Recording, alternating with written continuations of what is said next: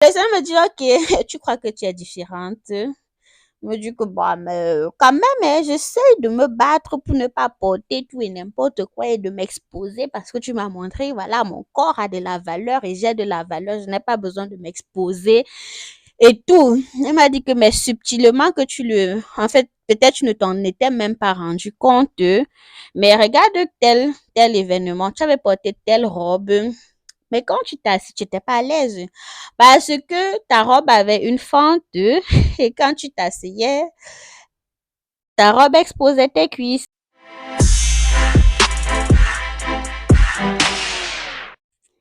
Hello, bienvenue sur le podcast Adiel témoigne de Jésus. Dans l'épisode d'aujourd'hui, on va parler d'un thème assez digeste, vraiment facile à observer, mais difficile à entendre et à appliquer. Et comment est-ce que je suis tombée sur ce thème? Quand l'idée du podcast m'est venue, il y a plusieurs thèmes qui me sont genre montés à cœur que je voulais aborder, mais c'était aussi particulièrement des points sur lesquels le Saint-Esprit a attiré mon attention. Il me disait, regarde, telle chose, telle chose. Et vous savez, je ne sais pas quel type de personne vous êtes. Peut-être qu'il vous arrive de regarder autour de vous, d'observer, de vous dire, ah, je remarque que telle chose ne fonctionne pas bien, je remarque que les gens font trop X, les gens font trop Y. Et moi, disons que pour le thème-ci, c'est un peu comme ça aussi. Je regardais autour de moi, je me disais que, mais pourquoi est-ce que la mode a changé comme ça? Je constate que de plus en plus, on s'habille d'une certaine manière et tout le monde est affecté par ça. Voyez, c'est décolleté, plongeant, fente, très fendante. Le mot n'existe peut-être pas, mais permettez-moi, quoi. Et je me disais, en tout cas, et pendant que je faisais le constat, c'est comme le Seigneur qui attire mon attention, qui dit que tu crois que tu es différente. Et c'est facile de regarder ce que les gens font et tout, et tout, et tout, et tout. Mais toi, est-ce que tu as regardé dans ta vie? Et je me suis dit que moi, est-ce que moi je m'habille un genre? Moi, je m'habille bien, je couvre mon corps. Quel genre? Ça m'a rappelé en fait aussi, avant de, permets-moi de rentrer un peu en arrière. J'aime souvent, je le dis souvent en riant, mais vrai, à l'époque, j'étais quand même comme voilà, je suis une personne particulière, particulièrement particulière. J'avais quand même, je vais pas utiliser, j'avais comme une devise, hein, soit c'est trop long, soit c'est trop court. Il n'y a pas de demi-mesure. C'est-à-dire que je ne portais pas les trucs parce que les jupes qui arrivaient jusqu'aux genoux, je n'aimais pas. J'avais peut-être je me rappelle, j'avais une jupe comme ça, là. C'était la seule jupe qui arrivait aux genoux. Le reste, elle devait être soit longue, soit courte. Et j'avais vraiment des demi-jupes, hein. C'est pas une affaire de... Et ça, c'était avant que je ne donne ma vie. Ma vie à Christ. J'avais les demi-culottes, vraiment, les cuisses étaient dehors, tout ça, tout ça. Jupe pour les cuisses étaient dehors. Et soit je portais le pantalon qui couvrait tout, soit je portais la culotte qui ne couvrait pas grand-chose. Et aujourd'hui, je me rends compte qu'après avoir donné ma vie à Jésus, je me rappelle que euh, dans mes moments de transition, je me disais, ah, tu sais, il faut plus porter les demi, Dieu n'aime pas ça, ce n'est pas bien. Moi, dans ma tête, je me disais que, mais qui êtes-vous pour me juger? En tout cas, quand le Seigneur va me convaincre, je saurai. Heureusement que le Seigneur m'a vite convaincu, hein. Parce que là, j'ai commencé à changer l'habillement. Je n'étais plus dans la mode, soit c'est trop court, soit c'est trop long. C'était en mode, je dois être couverte. Mais je vais pas forcément dire esprit de séduction ou machin, mais je me rends compte que parfois on a des attitudes et on ne pèse pas forcément leurs conséquences. C'est toujours sous le couvert de en fait, je veux être bien dans ma peau, je veux me sentir à l'aise, je veux me sentir belle, je veux plaire, que ce soit à moi-même ou aux autres. Et on se met en fait à porter un certain type d'habillement qui nous fait croire que c'est comme ça qu'on plaira aux autres. Vous allez remarquer peut-être dans un certain milieu, les personnes s'habillent d'une certaine manière. Elles sont peut-être plus classe ou pas assez classe, plus couvertes, pas assez couvertes. Dépendamment des milieux, on peut franchement être tenté de s'habiller d'une certaine manière.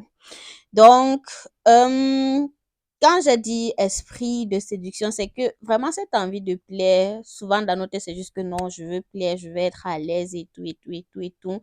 Mais c'est en voulant plaire qu'on porte des habits, disons, un peu à la limite.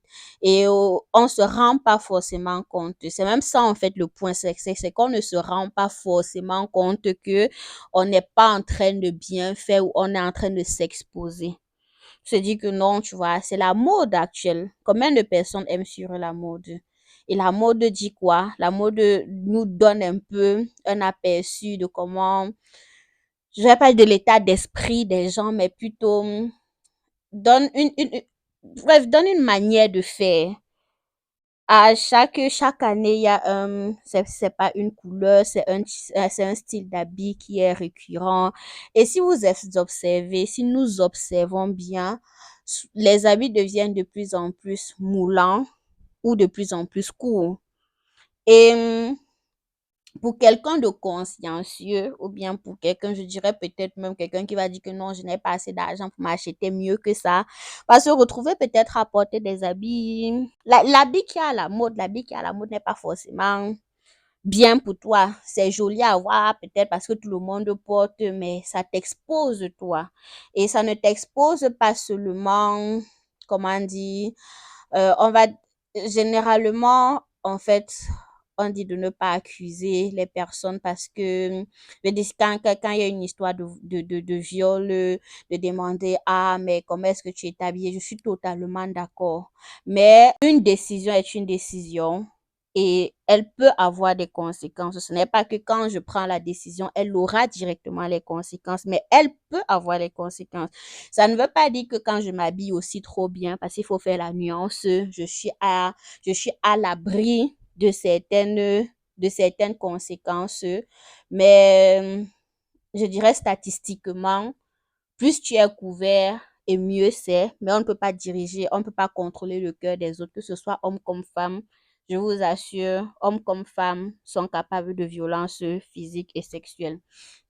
Mais revenons en fait au sujet du jour. Je parlais de modestie. Je suis pas là pour vous Le but n'était pas de vous enseigner sur c'est quoi la modestie et tout et tout et tout. Le but était de vous raconter, de témoigner vraiment ce qui s'est passé. Et les gens me disent, ok, tu crois que tu es différente?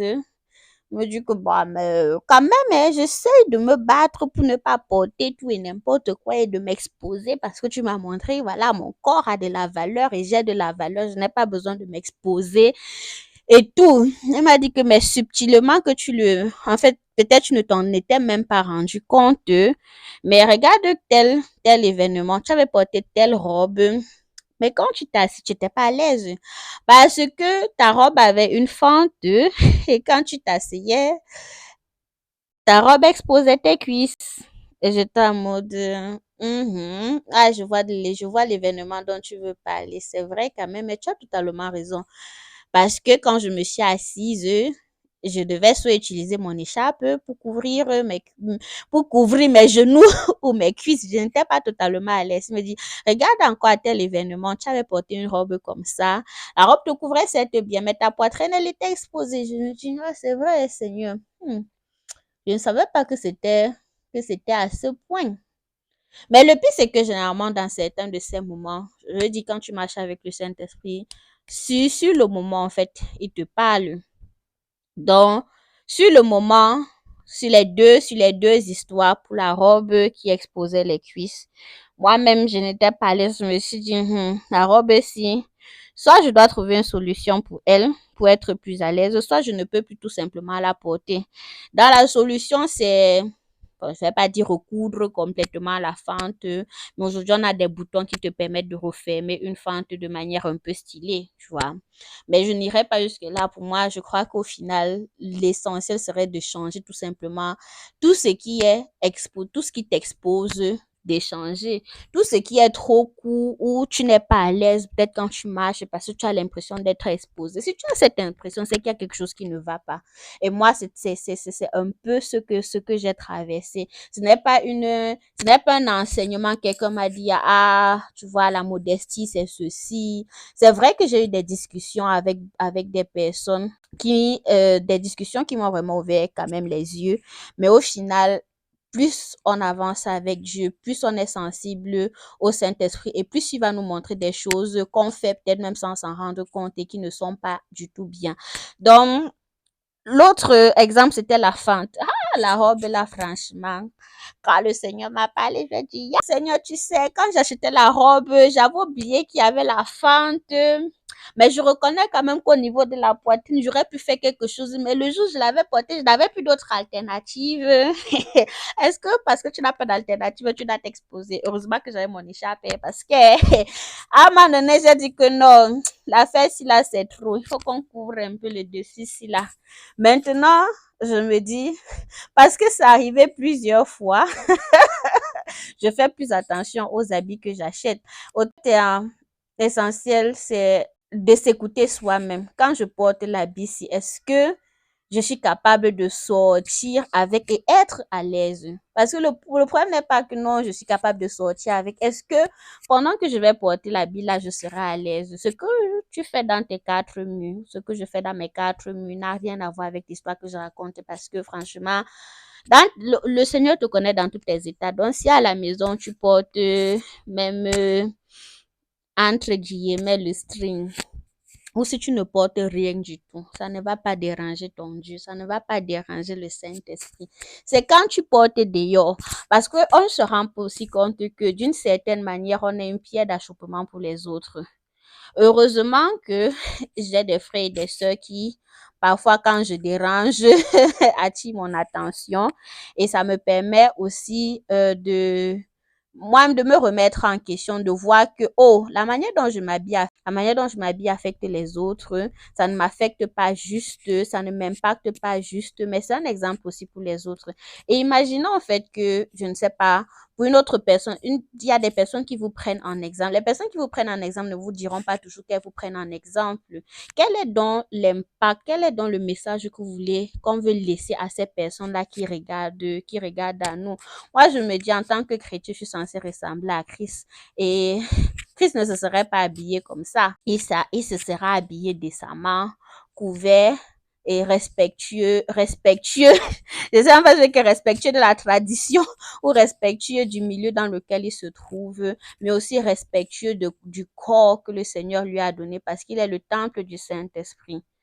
Nous sommes le temple du Saint-Esprit. Il ne s'agit pas toujours des autres. Il s'agit en partie de nous, mais il s'agit aussi des autres et de l'impact qu'on veut avoir. En tant que chrétien, je crois qu'on a beaucoup d'impact parce que j'aime, dans les églises allemandes, vu que je vis en Allemagne, beaucoup de gens ont pour habitude de dire que voilà, on est la seule Bible que les non-chrétiens vont lire. Si je suis la seule Bible que les non-chrétiens vont lire, est-ce que quand une non-chrétienne me voit m'habiller, elle est confortée dans sa manière de faire ou bien elle est challengée dans sa manière de faire? Je prie vraiment pour moi particulièrement que le Seigneur me donne la grâce de vivre d'une manière qui va challenger les gens positivement et même d'être challengé à lui ressembler plus encore, pas pour plaire aux autres, mais pour lui plaire en premier, mais aussi être conscient de la valeur que j'ai. Tu vois, parfois, comme je disais, on s'habille parce que c'est un effet, on s'habille d'une certaine manière parce que c'est un effet de mode, parce que tout le monde le fait, parce qu'on a vu une star qui nous influence et on a été influencé par ça, on se dit que oui, c'est comme ça, ou bien on se sent un peu trop, on se sent stylé seulement dans un certain style de vêtements. Ah, tout ce que moi j'ai appris, c'est que pour être belle, mes cuisses, ma poitrine, bref, aucune partie de mon corps n'a besoin d'être dehors et ça ne m'empêchera pas d'être belle. Voilà, c'était un peu l'histoire. Vous savez, j'ai dit adieu le témoin de Jésus. Ici, là, je vous enseigne pas. Je vous parle de ce que j'ai appris moi-même, de mes expériences, de ce que le Seigneur m'a enseigné. Vraiment, ça a été, je vais pas dire que ça a été facile d'accepter cela, mais j'ai appris à marcher aussi avec le Seigneur dans le sens où je demande au Seigneur quel est le domaine où je peux travailler et d'écouter ce que le Saint-Esprit a me dit et de travailler dessus. Maintenant que le Saint-Esprit m'a parlé ou que le Seigneur m'a parlé sur la manière de s'habiller, je compte faire mieux et j'espère avoir déjà commencé à faire mieux. Que ce soit moulant, bref, les habits trop moulants, les habits trop courts, les habits trop fendus, bref, tout ce qui, d'une certaine manière, ne mettrait pas l'esprit en moi à l'aise. Je veux prendre la décision, ou j'ai déjà pris la décision de faire mieux. Parce que le but, les amis, c'est de faire mieux. Le but, c'est d'honorer celui qui a donné sa vie pour moi. Voilà. J'espère que l'épisode-ci t'aura entretenu au moins, ou sinon t'auras encouragé ou t'auras enseigné quelque chose. Le but n'était pas toujours, au départ, quand moi je regardais ce que les autres font, mais au final, on se rend compte que le Seigneur ne voulait pas me parler des autres, il voulait me parler de moi. Et j'espère que il te parlera à toi si tu es dans cela et que tu seras encouragé, que nous serons encouragés tout simplement à faire mieux.